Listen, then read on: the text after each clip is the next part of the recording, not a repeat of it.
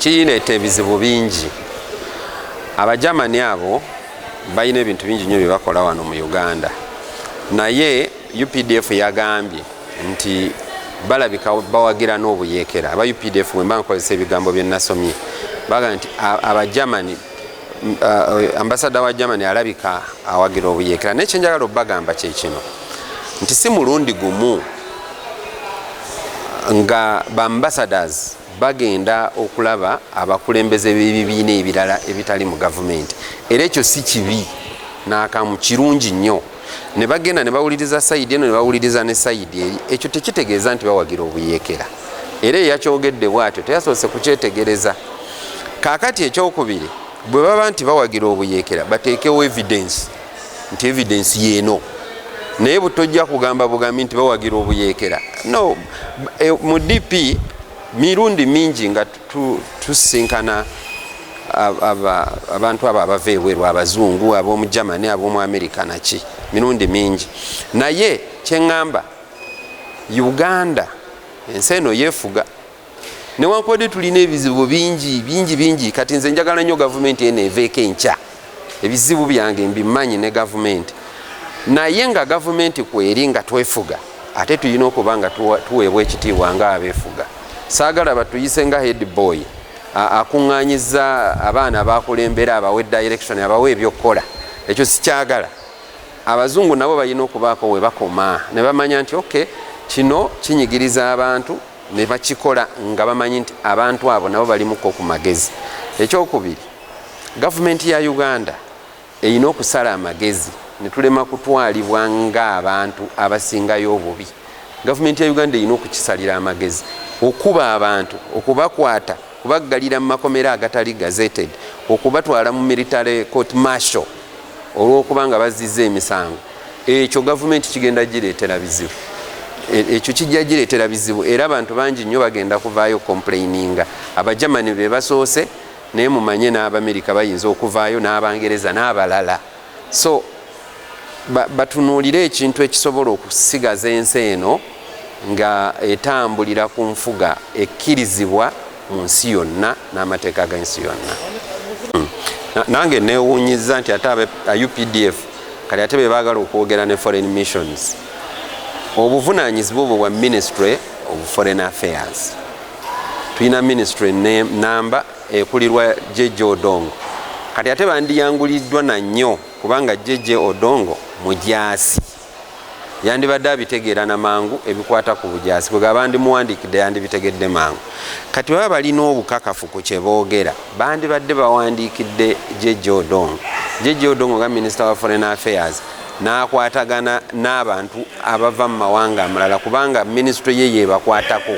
Ne tulema kubeera nga tuli social bay.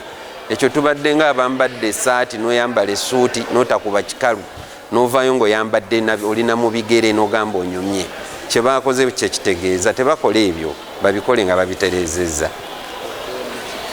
Bw'otunuulira nga minisita akwatibwako ensonga z'amawanga amalala, leero njagadde enkomentinge mbuwandiike ku nsonga y'ekiwandiiko ekyava mu Uganda People Defence Forces ekyafulumizibwa omwogezi wa UPDF nga kirambika nti ambasada wa Germany mu Uganda Matthias aliko byo bye bayita ebikolwa ebitali mu mateeka bye bamuvunaana mu kiwandiiko kyabwe.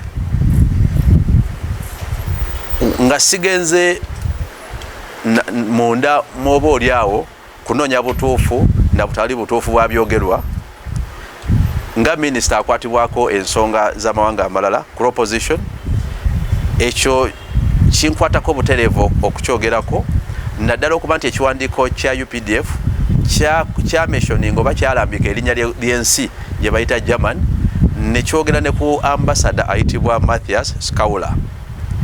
Bwe ntunuulira amateeka agalungamya enkolagana z'amawanga n'amawanga wakati wa Uganda n'amawanga amalala, era endagaano zino ezirungamya enkolagana y'amawanga ne ambassadors, ekisooka kiri wabweru w'amateeka agalungamya enkolagana y'amawanga n'amawanga, ensi yonna okuvaayo obanga ekitongole nga UPDF okuvayo n'ekiwandiiko nga kitaddemu eggwanga eddala nga kitaddemu n'erinnya lya ambasada ow'ensi endala nga kati we baateekamu erinnya lya ambasada wa Germany nga tebakozesezza amakubo agayitibwamu mu nkolagana y'amawanga n'amawanga. Ekisooka mu nkolagana y'amawanga n'amawanga ambasada w'ensi aba akiikirira nsi eyo era buli ky'omuvunaano oba ovunaana nsi eyo. Ambasada w'ensi aba immune era bw'obanga olina okusomozebwa kwonna waateekebwawo amakubo agayitibwamu okuleizinga ensonga zo nabo ne baziddamu. Ekyandivunuddwa nga fair hearing ne trial singa ebadde kuwozesa naye ate weba concern wakati wa ggwanga na ggwanga oba ku diplomat yonna enkola eyo yeyitibwamu. Ekyokubiri kijjawo omusingi ogwesigamibwako kuba nti bambasada ne badiplomat baba n'obukuumi mu mateeka. Ekyokubiri kiteeka erinnya lya ambasada oyo ayogerwako mu lujjudde ng'omukozi w'emisango oba omukozi w'ebikolobero nga tewannabaawo kutunuulira miwaatwa giyitibwamu kunoonyereza na buli nsi kubaolyawo kwekkaanya biki ebyogerwa eggwanga eddala mu miwaatwa gye tuyita diplomacy. Ekyokusatu kiteekawo okutya era kiggalawo omwaganya gw'aba diplomats abakise b'amawanga mu nkolagana yaffe ne mu mbeera yaabwe mu ggwanga lya Uganda. Ate era kiteeka ne bambasada aba Uganda ebweru w'eggwanga kati ku bwerinde kubanga amawanga gasigala n'olukusa nago okuyisa buli mukiise wa Uganda nga woba oyisizza eggwanga lyabwe. Bwe twogera ku ambasada wa German oba otunidde omukago gwa Bulaaya gwonna ndowooza okutwalira wamu ne bambasada abalala bonna.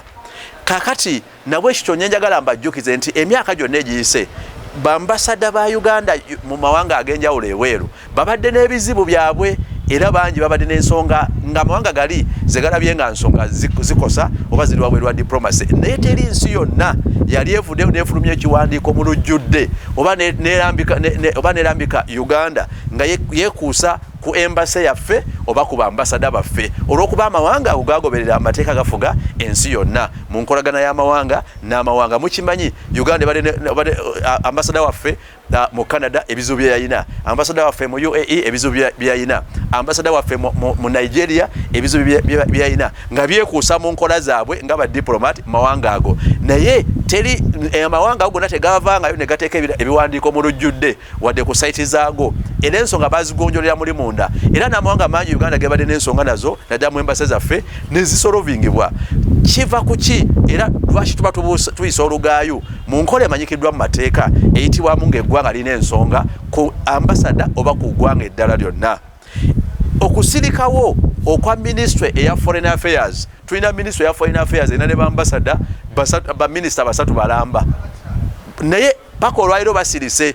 Kyabulabe nnyo singa ministry eya foreign affairs ereka ensonga ezikwata ku ggwanga lya Uganda n'amawanga amalala oba enkolagana y'amawanga n'amawanga whoever is concerned ani aliwo buli omu atuulye ng'ayogera ng'atisatisa ambasada ng'anukula ambasada kiba kyabulabe nnyo mu diplomacy. Era njagala okukubiriza ministry ya foreign affairs eveeyo obunnambiro ewabule eggye ly'eggwanga Uganda People Defence Forces bwaba balina ensonga yonna ku ambasada oba ku ggwanga eddala bawithdrawinge oba balikoolinge oba bamenyewo ebbaluwa gye bafulumiza ku mitimbagano nga press statement olwo baddeyo bakozesa amakubo agamanyikiddwa mu diplomacy nga bayitira mu ministry ya foreign affairs bwaba balina ensonga yonna gye bavunaana ambasada oba gye bavunaana eggwanga nga Germany kijja bakutereeza oba oli awo nakumenyawo ebikolwa bino n'ebbaluwa eno yakolebwa wabweru w'amateeka agamanyikiddwa mu diplomacy oba balina ensonga ki oba nsonga ki amakubo agayitibwamu mu diplomacy gamanyikiddwa era ge twagala bakozese. Ministry ya foreign affairs ereme kufuuka kyesirikidde nga bambasada batunulwa mu maaso bayisibwamu eggaali batyoboolwa awatali kugoberera amateeka agalambikibwa oba oli awo mu nkolagana y'amawanga n'amawanga ng'ate ministry ya foreign affairs yeekwatibwako ng'esooka ku nsonga za diplomacy. Mwebale.